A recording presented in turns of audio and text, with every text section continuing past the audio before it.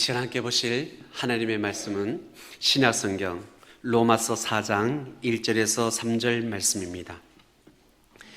신약성경 로마서 4장 1절에서 3절 말씀입니다.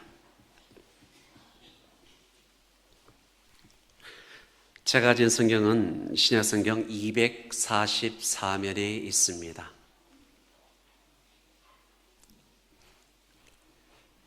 다 찾으셨으면 한 절씩 교독하겠습니다. 제가 먼저 1절을 읽도록 하겠습니다.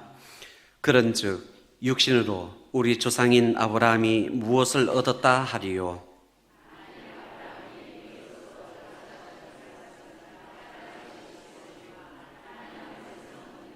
함께합니다. 성경이 무엇을 말하느냐? 아브라함이 하나님을 믿음에 그것이 그에게 의로 여긴 바 되었느니라. 아멘.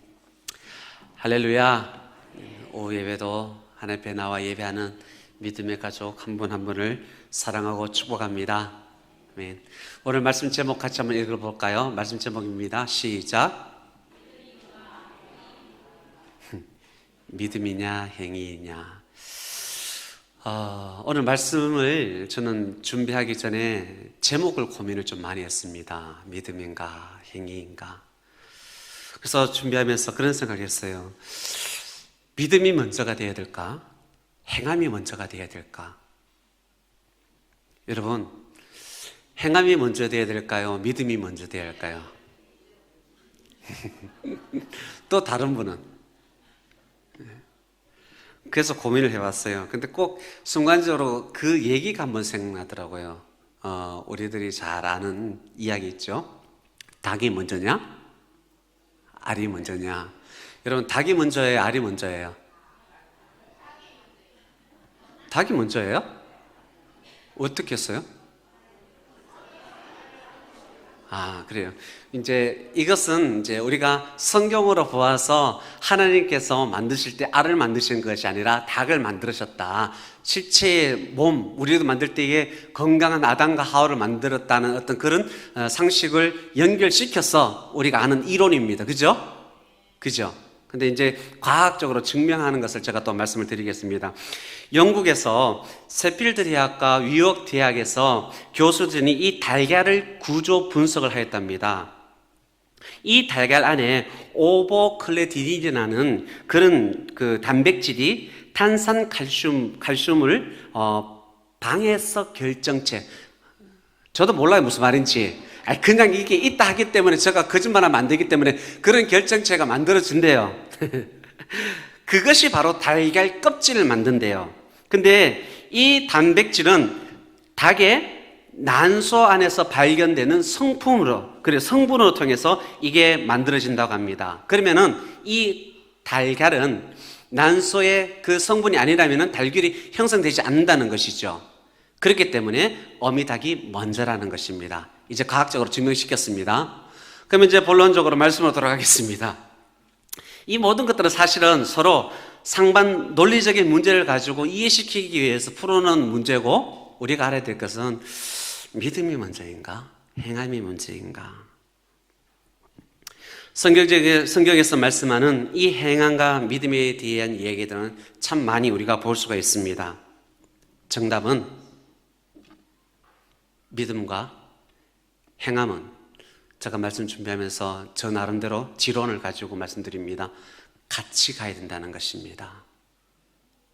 믿음과 행함은 함께, 우리가 말한다면 50대 50으로 똑같이 함께 나가야 된다는 것입니다. 어거스틴은 이런 말을 했습니다. 믿음이 식으면 기도가 죽고 기도가 끊어지면 믿음이 죽는다는 말을 했습니다. 여러분, 성경 안에 이 믿음에 확신된 사람을 몇몇을 볼 수가 있습니다.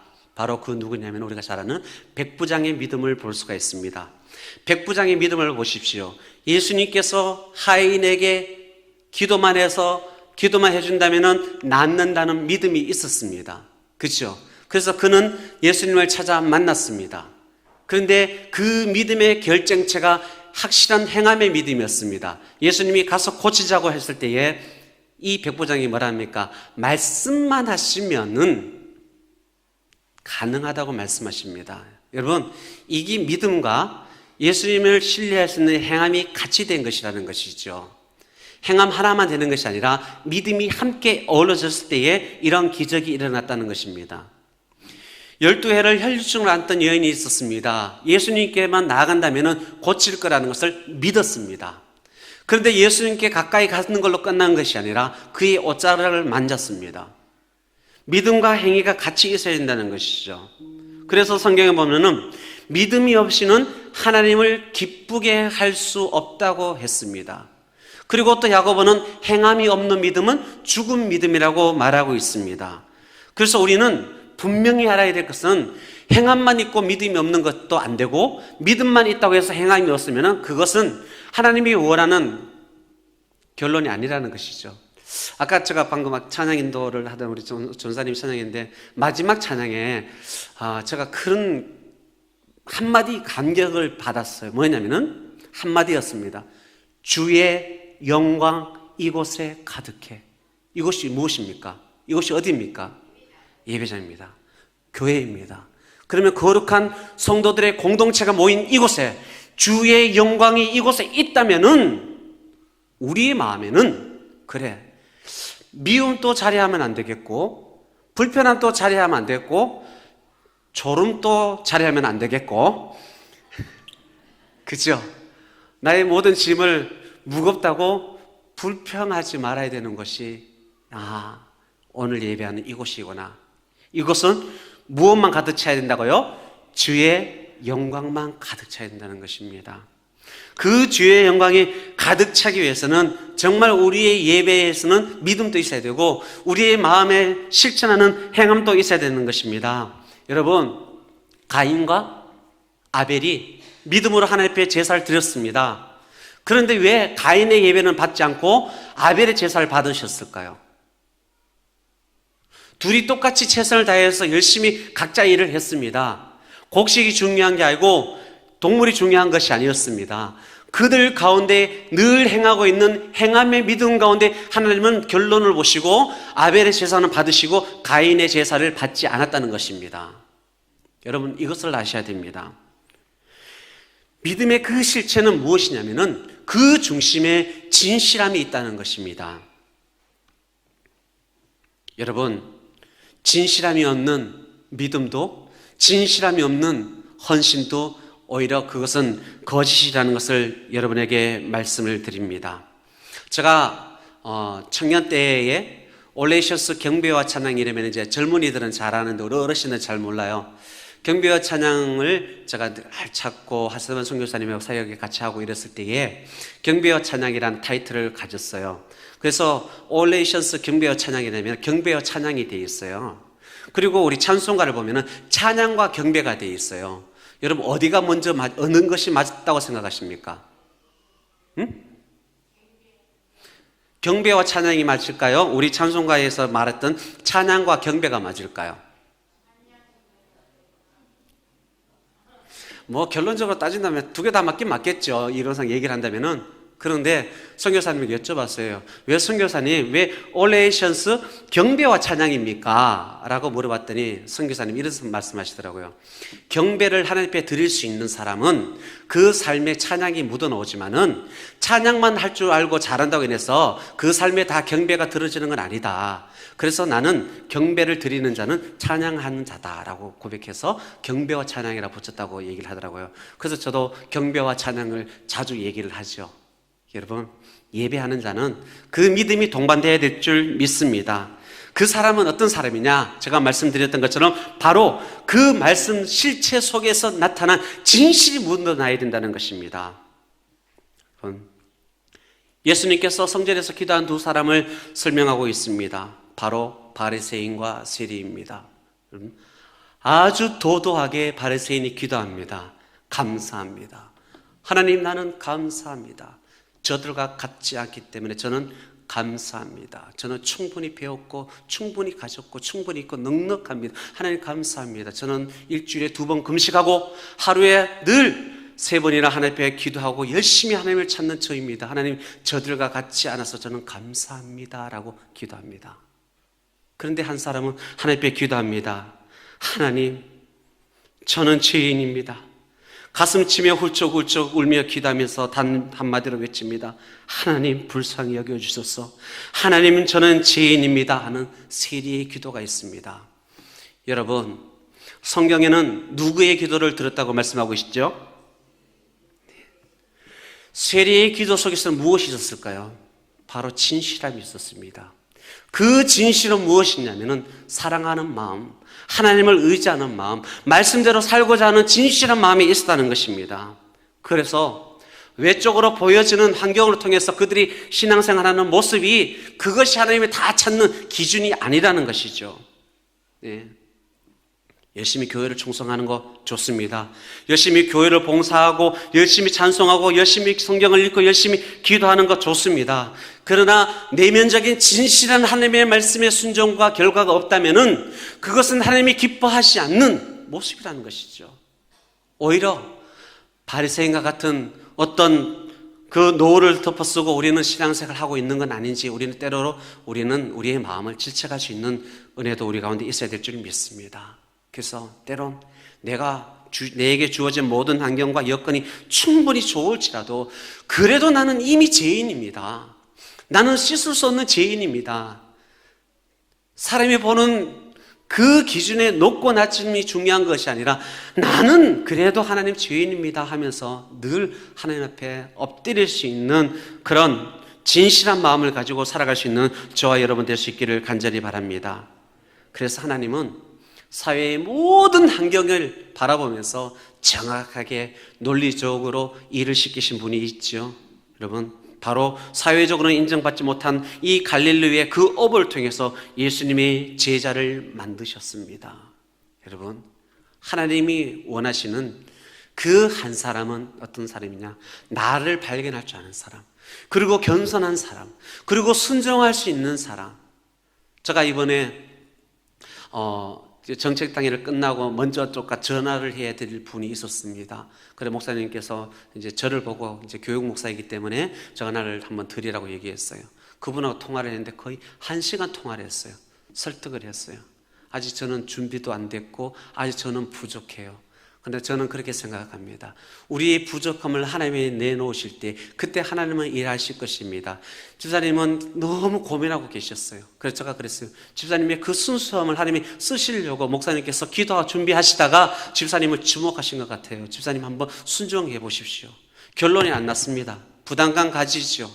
한 기간에 우두머리가 되어서 모두를 이끌어가는 것은 사실 쉬운 일이 아닙니다.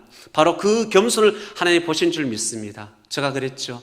하나님께서는 모세를 정말 능력자로서 보시고 세운 것이 아닙니다. 모세는 순종하게 만드셨고 하나님께서 훌과 아론과 같은 동력자를 붙여주셨기 때문에 순종만 하시면은 하나님께서 집사님의 일들을 돕는 동력자를 붙여줄 줄 믿습니다 라고 얘기했어요. 그랬더니 그 이튿날 문자가 왔더라고요. 목사님, 말씀을 순종하겠습니다. 귀하여 안 귀해요? 귀하죠. 그래서 제가 그랬어요. 귀한 순종에 하나님의 복이 함께 있으리라 믿습니다 라고 기도했고, 함께 그 공동체는 힘을 합해 나갈 줄 믿습니다. 여러분, 우리가 다 잘하는 거 아니에요. 다 능히 아는 것 아닙니다. 부족함을 알고 부족함을 위해서 하나님 앞에 기도하며 나갈 때에 그것이 우리의 간절한 소망이 되고 바람이 될 줄 믿습니다. 여러분, 오늘 아브라함은 이 바랄 수 없는 상황 속에서 하나님을 바라보았다는 겁니다. 오늘 4장 우리 18절 말씀을 같이 한번 읽어볼까요? 4장 18절 말씀입니다. 시작. 아브라함은 바랄 수 없는 중에 바라고 믿었으니 이는 내 후손이 이 같으리라 하신 말씀대로 많은 민족의 조상이 되게 하려 하심이라. 아멘. 여러분, 여기 아브라함은 오늘 말씀에 보면은 바랄 수 없는 중에 그는 바랬다고 말씀하고 있습니다. 75세 때 하나님께서 나타나서 그에게 말씀합니다. 네 후손을 정말 바다의 모래알처럼 하늘의 별과 같이처럼 만들어준다고 하는데, 여러분, 가능한 일이었을까요? 아니었다는 것입니다.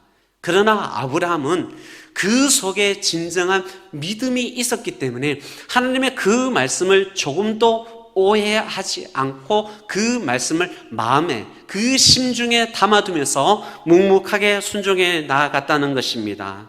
여러분, 17절의 말씀에 보면은 기록된 바 내가 너를 많은 민족의 조상으로 세웠다 하심과 같으니 그가 믿은 바 하나님은 죽은 자를 살리시며 없는 것을 있는 것으로 부르신 이시다라는 것을 오늘 아브라함은 알고 있다는 것입니다.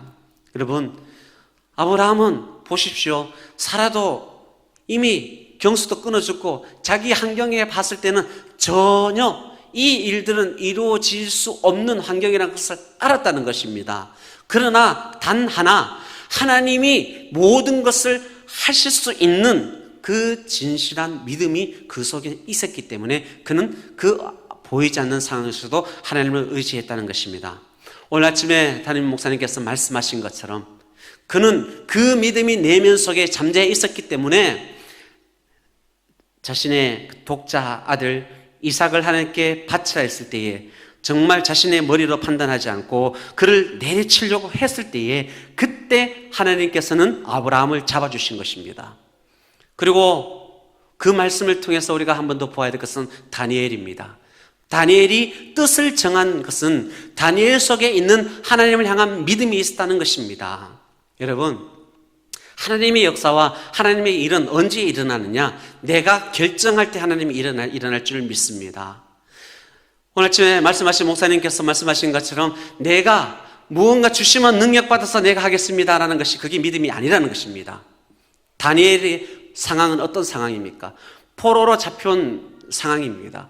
그가 환관장하게 나갈 만큼 위치에 있는 사람도 아니었습니다. 그러나 저는 그 속에 이미 죽고자 하는 마음도 있었겠죠.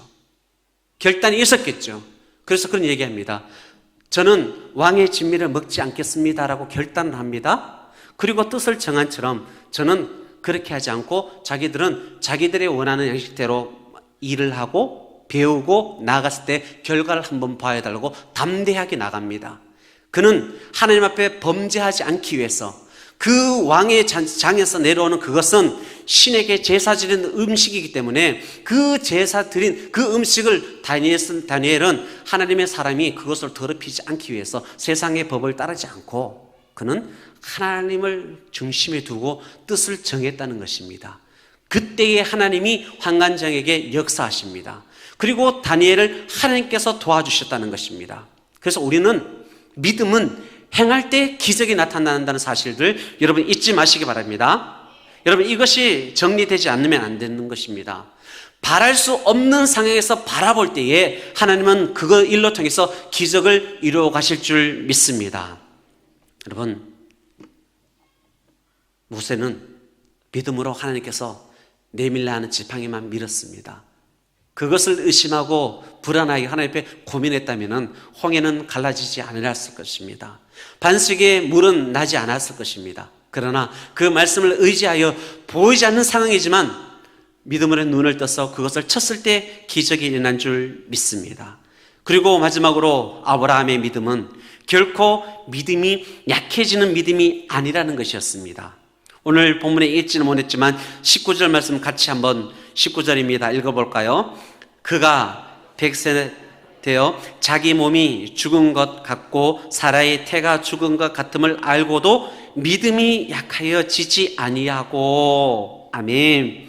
그가 100세가 되었습니다. 죽을 몸과 같이 되었다고 합니다. 그러나 사라의 태도 이미 죽은 것을 알고 있었지만은 그러나 중요한 건 그 속에 무엇이 죽지 않았다고요? 믿음만은 죽지 않았다고 얘기하고 있습니다. 여러분 정말 상식적으로 과학적으로 봤을 때는 이 두 부부의 가운데서 일어날 일들은 일어날 수 없는 조건입니다. 근데 하나님은 불가능을 가능케 하시는 분인 줄 믿습니다. 그런데 왜 의심하십니까? 왜 걱정하십니까? 왜 염려하십니까? 우리의 일들을 우리의 모든 상황들을 그냥 하나님께 모든 맡겨놓고 한번 믿음으로 승부 한번 걸 수 있는 여러분 될 수 있기를 간절히 바랍니다. 여러분 기도하십시오. 네, 기도하십시오. 내일 응답될지 한 달 후에 응답될지 1년 후에 응답될지 5년 후에 될지 10년 후에 될지 20년 후에 될지 25년 후에 될지 모릅니다. 여러분이 그 기도의 제목이 여러분이 하나님 앞에 서서 하나님 앞에 가고 난 후에 후손들을 통해서 이루어질 줄 모릅니다. 그러나 우리의 믿음은 그 결과가 이루어질 걸 믿고 기도하는 기도만 하면 된다는 것입니다. 아브라함은 75세 때 하나님의 음성을 들었습니다. 곧 될 줄 알았습니다. 80이 돼도 안 됐습니다. 90이 돼도 안 됐습니다. 지금 보십시오. 100세가 되어도 안 되었습니다. 그러나 100세 동안 그 아브라함의 속에 있는 것은 믿음이 더욱더 견고해져 가고 있었다는 것입니다. 여러분, 우리가 포기하지 않는다면, 우리가 좌절하고 낙심하지 않는다면, 우리가 하나님의 약속을 의심하지 않는다면 하나님 우리를 통해서 일을 이루어질 줄 믿습니다. 여러분, 그래서 아브라함처럼 믿음이 있는 사람은 100세가 돼도 흔들리지 않는 행함이 있다는 것입니다. 사랑하는 믿음의 가족 여러분, 좀 못 입어도 괜찮죠. 좀 없어도 괜찮죠. 그것이 중요한 것이 아니라 나의 믿음과 나의 행함이 하나의 결정체로 돼가지고 하나님의 말씀에 순종하고 있느냐, 그것을 정말 믿음으로 정말 행하고 있느냐, 오히려 그것 때문에 고민할 수 있는 우리의 신앙이 되어야 될 줄 믿습니다. 여러분, 사랑하는 믿음의 가족 여러분, 아브라함은 바랄 수 없는 상황에서 하나님을 바라보았습니다. 우리도 정말 이런 상황에서 하나님을 바라본다면 하나님은 우리의 일을 하실 줄 믿습니다. 하나님은 지금도 살아계십니다. 모레아산에서 아브라함이 만나서 이삭을 살리셨던 하나님, 그 하나님은 지금 우리와 함께 계십니다. 뜻을 정하여 하나님의 말씀에 순종하며 정말 왕의 진미로 나를 더럽히지 않고 하나님의 말씀으로 나를 정결하기 위해서 뜻을 정한 다니엘, 그곳에서 함께 하셨던 하나님 지금 우리와 함께 하십니다. 주의 영광만이 이곳에 가득하기를 간절히 고백하는 우리의 믿음의 가족들의 삶과 우리의 기도 가운데에, 우리 마산 동부교회 가운데에 그렇게 역사하기를 원하고 계십니다. 여러분, 오늘 총회를 마쳤습니다. 불평함 없이, 시비가 없이 순종한 마음으로 하나님 앞에 나아갈 수 있기를 간절히 바랍니다. 사랑하는 믿음의 가족 여러분, 도와주십시오. 여러분, 도움이 없는 그 믿음도 행함이 없는 믿음입니다. 어떤 기간을 세워놓고 잘해봐라가 아니라 잘해보도록 열심히 하자, 같이 돕는 역할을 해야 될 줄 믿습니다. 회장이 되어서 겪어보셨고 임원이 되어서 겪어보셨다면, 그 고충을 안다면 회원이 되었을 때 더 열심히 도와줄 수 있는 그 넉넉한 마음을 가지고 함께 나가야 될 줄 믿습니다. 여러분, 우리 이 시간 마음을 같이 하여 함께 또 이 말씀 끝난 후에 함께 찬양하게 되겠지만은 우리 믿음을 더욱더 굳건하게 세울 수 있는 저와 여러분 될 수 있기를 간절히 바랍니다. 아멘. 믿음이 더 굳셀 수 있기를 간절히 바랍니다. 여러분, 행함이 믿음과 함께 결론으로 나타나 정말 하나님을 기쁘게 해드릴 수 있는 저와 여러분 될 수 있기를 주의 이름으로 축원합니다. 우리 아브라함의 그 순종을 기뻐하셨던 것처럼, 아브라함의 그 행함을 기뻐하셨던 것처럼 우리도 행함이, 믿음이 함께 동반되는 우리의 삶이 되기를 주의 이름으로 축복합니다. 기도하겠습니다.